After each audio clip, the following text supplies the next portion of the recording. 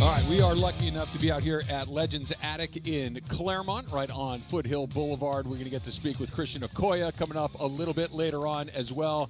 And every time we come to Legends Attic, of course, we get to hang out with Oral Hershiser for a little bit. Good to see you, my friend, as I've been told I'm allowed to call you. You're allowed to call me friend for sure. And, boy, your partner is better looking than the other one. Thank you. Thank you a lot very bigger. much. See? Yeah. Am I on the friend list yet? I mean, Well, you're getting there. We're close acquaintances. We have a scale. you're going to give me a break for, like, family. By the end of this show and this day, we'll probably be tight. I hope so. All right. I hope so. See, he's on my side already. I like it. You should lift him up over your head. I was thinking about it. How much do you weigh? That's not very nice.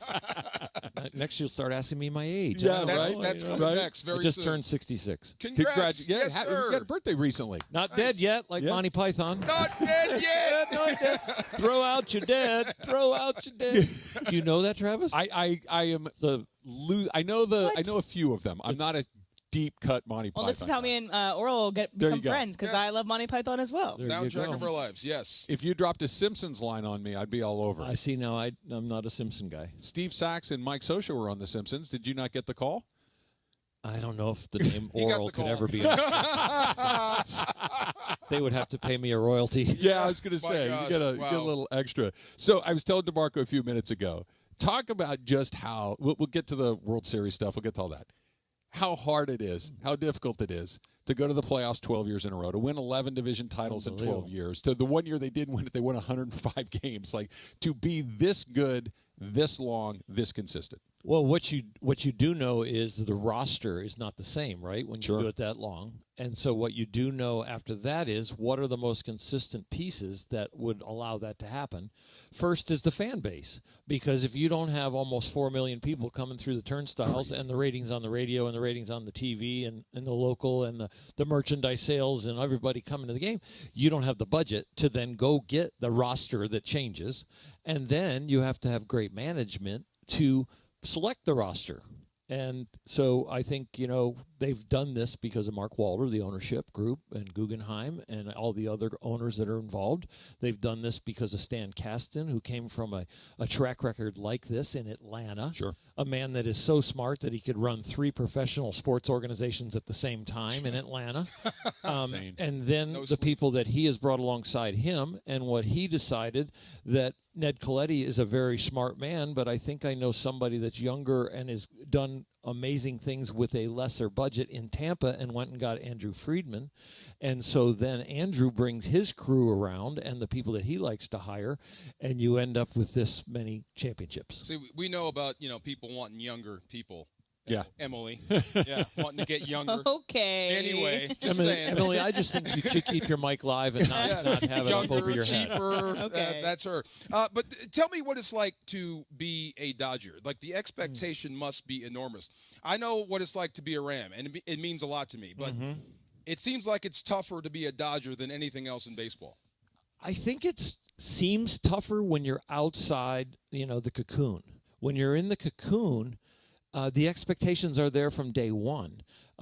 When you're drafted by the Dodgers, you know that if you want to play right field, you're going to have to someday beat out Mookie Betts. Yeah. If you play first base, you're going to have to beat out Freddie Freeman. If you're a pitcher and a hitter, you got to beat out Ohtani. Good luck with that. So right from when you're drafted, you learn that there's the Dodgers, and I want to be a Dodger. But you also have to remember there's a whole bunch of other clubs that are watching you and scouting you.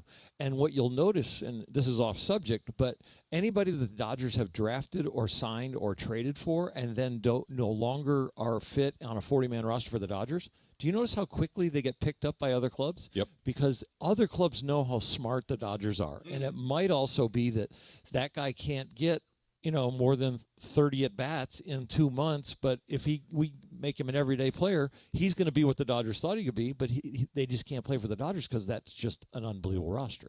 Oral, is the opposite true? That if all of a sudden Andrew Friedman picks up one of your guys, do you go, oh, no? Well, you see that all the time, right? Yeah, I mean, what you do see the they know people that we don't? We have fixed so many, and you can go with Justin Turner, you can go with Max Muncy, Chris you can Taylor. go with Chris Taylor, you can go with lots of guys. And then Michael you look Kopech. Yeah, you can look with the pitchers and the current roster and the past roster. So there's a track record of giving guys an opportunity, maybe pointing them in a direction of their talents that is a better use.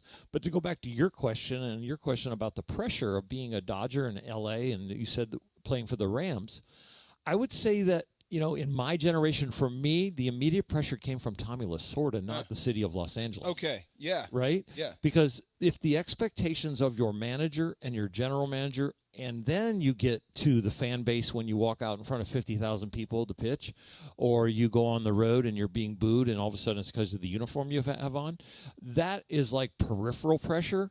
That's intense pressure when your baseball father wants it out of you. Yeah. Yeah, and the people that you're negotiating your contracts want it out of you.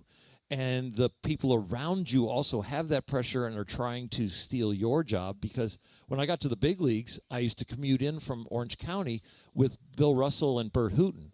One of the rides was just Bert. Bill had his own car that day, or some reason they didn't have to take me because as a rookie, I only could afford a Ford EXP at the time, I think. And my wife said, "Don't leave me without a car." And I'm like, "I got to go to work in L.A. You got a Well, carpool. get a ride. RTD. Get a ride. Yes. And I'll come to the game later, and I'll take you home." So I'm driving with Bert Hooton into the ballpark, and he goes, "Hey, Oral, what's it like to be a Dodger?" I go, "Oh, this is great." He goes, "Well, what was it like to get here?" And I go, "Well, it was a lot of work." And he goes, "Well, it's a lot harder to stay here." And I said, "Why?" And he goes, "The bullseye's on your back now.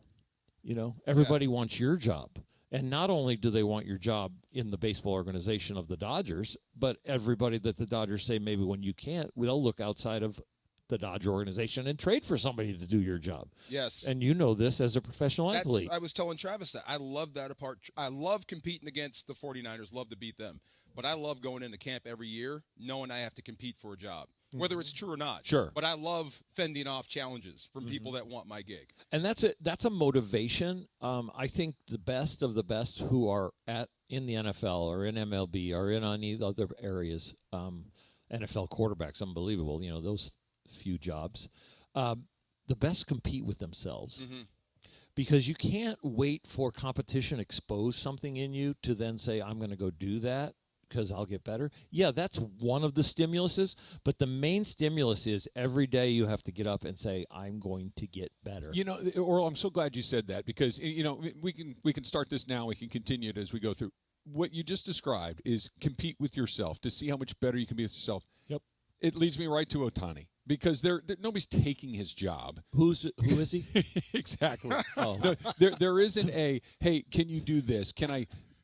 He's competing with history. He's competing with people that have been dead for 70 years. I mean, he's competing with the legends of baseball. And to show up, and you said this on our show, I heard you say this on television the other night, that the one sentence that has not been said about him this year is, "I can't believe the Dodgers gave him all that money." He showed up in year one. Last night I think I said it once. Yeah.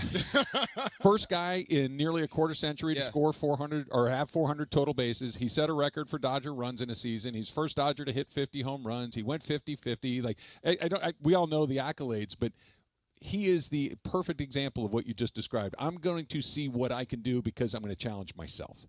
Yeah, and there are so many layers to motivation, even in all of our jobs. If you have that in you to get up every day and go, "I've got these things I need to accomplish, and then I got these things that I need to get better in, then I'm also going to do a few of these other things."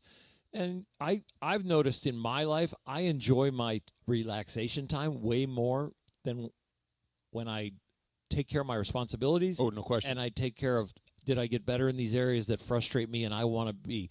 The two main things that frustrate me in my life are I never really got a handle on a second language. I can speak a little bit of Spanish. Okay.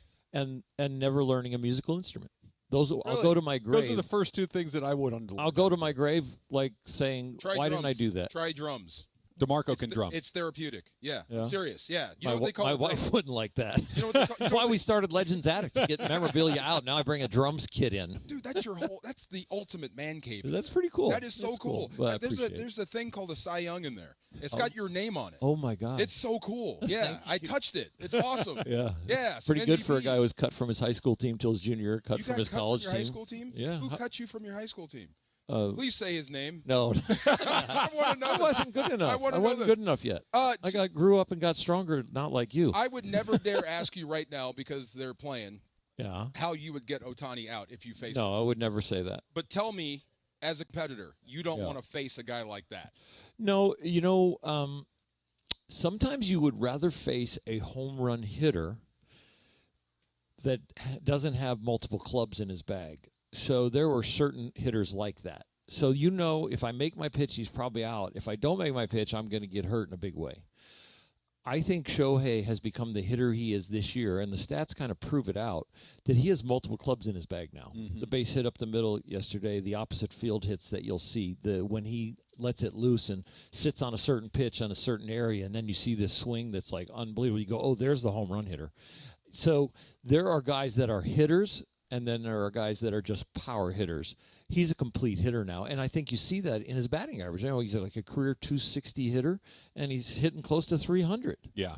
And you don't jump 40 points this deep into a career if you're not changing your theory on hitting a little bit. Obviously, theory changes and the workload changes, that he's not pitching this year. Well, that's true. How much of that is just More I practice. only have to worry about this? Yeah, more practice. And Clayton Kershaw, I heard Clayton in an interview the other day talking about that. It's like everything that he does takes such intensity and study, as we know as professional athletes, for what you're about to do. And so he's going to the hitters meetings, he's going to the pitchers meetings, he's got side work, he's got BP, he's got T work, he's got study the opposing pitcher for the running game, he's got cutoffs and relays, and then he's got it's amazing that you fit that all into one day. And I think you're right, Travis, because it has kind of been segmented over to just hitting this year, and he decided to add running at the beginning of the year. He didn't just bases. What do you guys know? He's like 154 of 660 in the big leagues as far as speed. He's only 28th percentile. So timing, and this is what I said on the air the other day, is he's changed the game. And they're like, well, of course he's changed the game. He's 50-50. No. He's changed the game because he's 28th percentile as far as the speed of a big league ball player. Yeah. How many guys in the front office now, the propeller heads, sorry, I called them that. Propeller heads? Well, the Propeller nerves, heads. the pocket protector with the pedal. Okay. I was one of those in school, so I can call myself Yes, that. okay. You got the pocket protector Can I back use in the that? day. Propeller head. Yeah, I like well, that. whatever. That's just beautiful. So I'm going to get so many. Close all my social media accounts right now. So when they see that he's 28th percentile as far as speed in the big leagues, they're going to say, why is our running game not improved like that? Mm-hmm. I don't know what the most stolen bases he stole before this year.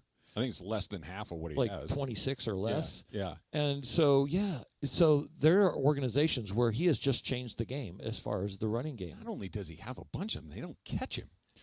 Well, the he's the percentage is success off the rate. charts. Yeah. Yeah. All right, so we got lots more to get to. Or you got another Done. segment in you? Propeller heads. I have no.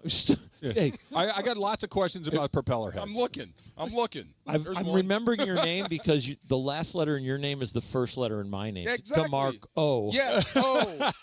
They called me DeMarcus there's for no 3 days. us in DeMar. See? Yeah, well, just I said that's up to you, Oral. Yes. You can do that as No, often as now you that like. I know he lifts people over their head. Yeah, that was a bit of a surprise. He might drop me. Yeah, I thought I was going down. I'm not going to get Oral I like Hershiser's here. We're here at Legends Attic in Claremont. We're going to get to meet Christian Okoye coming up in just a little bit. We got lots more Dodger baseball to talk to. We're going to talk about DeMarco. Rams going to Chicago this weekend. You leave tomorrow, and Matthew Stafford has another opportunity, as does Sean McVay. Lots more to get to from Legends Attic in Claremont. It's Travis DeMarco, 710 ESPN. It's Attic in Claremont. Oral, did you know that Claremont is the city of trees and PhDs? Yes, I did. Yeah. A lot of propeller heads here. DeMarco, it's going to be hot enough without you, told reiterating me. it. You put it out there. See, I'm one of those young guys. You have school. My goodness. My man. We're here all day Emily, long. kill his mic. We're here until 12 o'clock.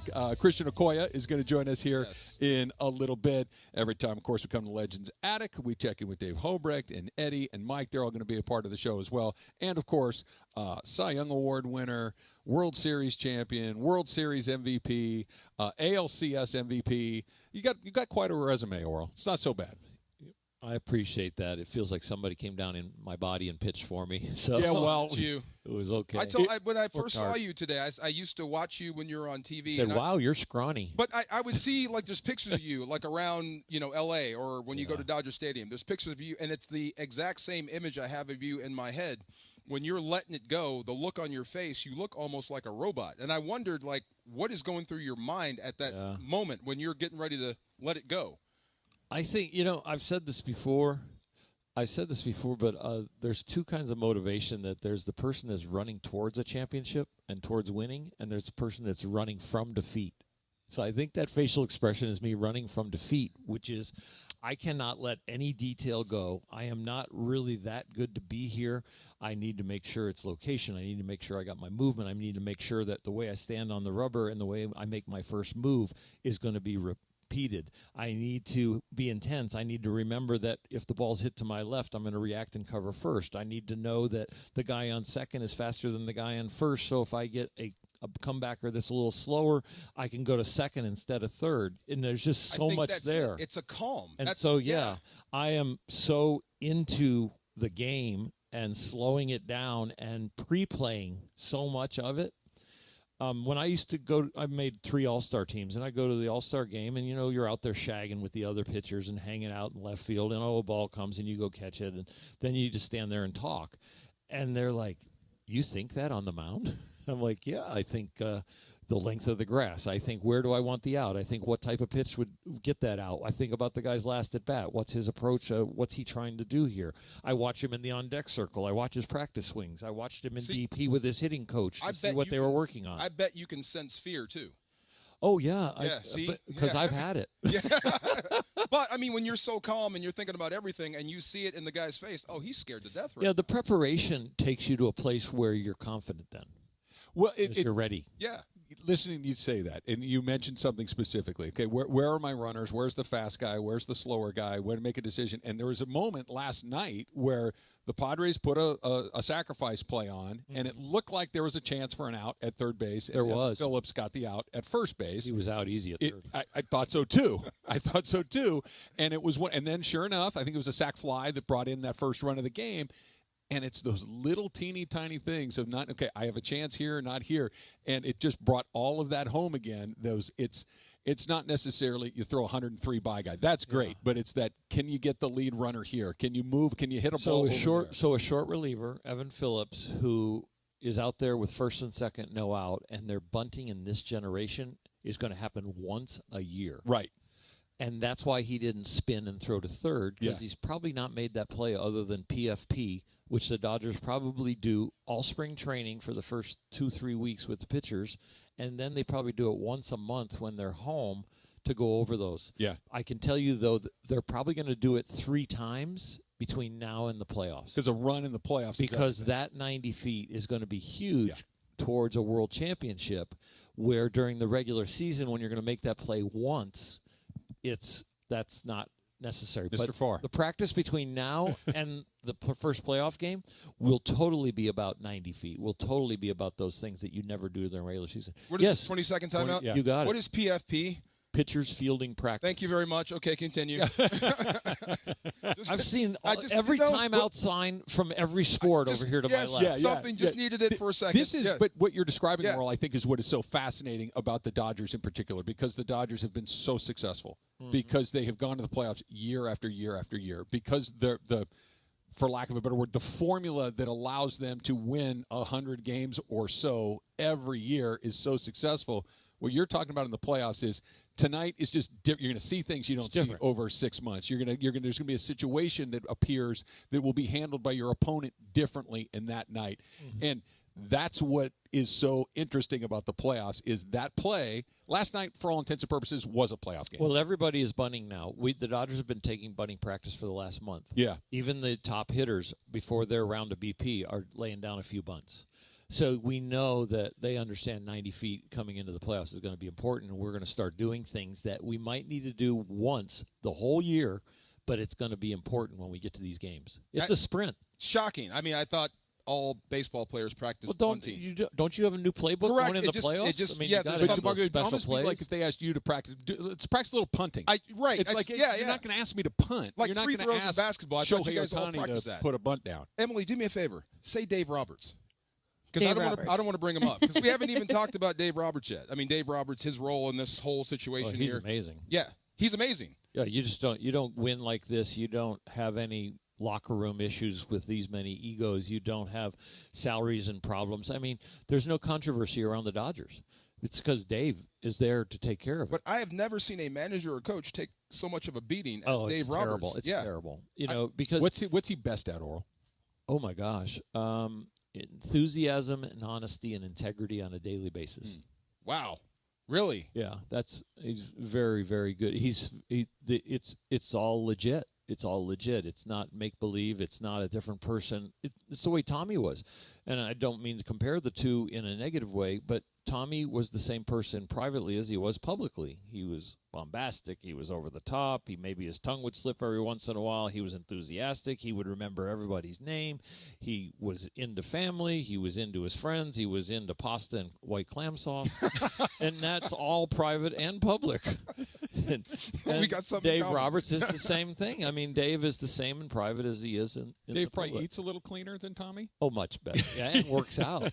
Tommy did curls. It Yeah. was the Okay. fork from the plate to the mouth. Get strong that way. You can yeah. get strong. You said enthusiasm. I mean, that's the opposite of what people say about Dave. Is they wish he had more enthusiasm. They wish he had more fire. No, he's got tons of fire and tons of. I mean, yeah, he gets blamed. Where he gets blamed is the frustration of the Dodgers have not won enough World Championships in the fans' mind in going to the playoffs and winning the division. You know, what is it, 12 out of 13? Yeah. It used to be 11 to 12. I have to start reprogramming. Yeah, right.